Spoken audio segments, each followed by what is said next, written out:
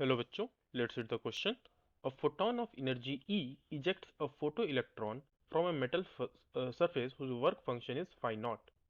If these electrons enter into a uniform magnetic field B in a direction perpendicular to the field and describe a circular path of radius r, then the radius r in the usual notation will be. Question में कह रहा है कि photo एक metal surface पे ई energy का photon गिरता है जिस मेटल सरफेस का वर्क फंक्शन है फाई नॉट।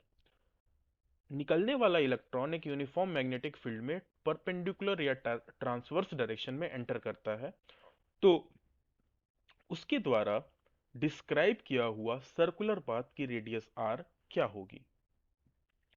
सबसे पहले वी नो डैट कि जो मैग्नेटिक फील्ड में जो मैग्नेटिक फोर्स होता है वो सेंट्रीपिटल फोर्स की तरह एक्ट करता है, जिसके वजह से परपेंडिकुलर मैग्नेटिक फील्ड में एंटर किया गया हुआ इलेक्ट्रॉन या कोई भी चार्ज पार्टिकल सर्कुलर फील्ड को सर्कुलर पाथ को डिस्क्राइब करता है। मतलब कि जो centripetal force M V square by R की वैल्यू होगी वो मैग्नेटिक फोर्स की वैल्यू के इक्वल होगी, that is E into V into B.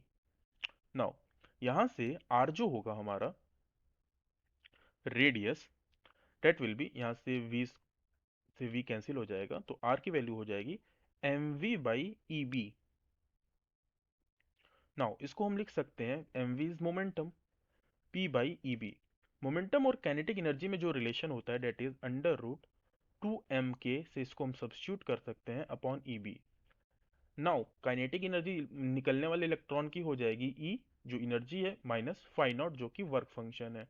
अब यहाँ पे इसको सब्स्टिट्यूट कर दें तो this will be under root two M K की वैल्यू हो जाएगी E minus phi nought upon E into B, that is option number D. I hope you understood it well. All the best.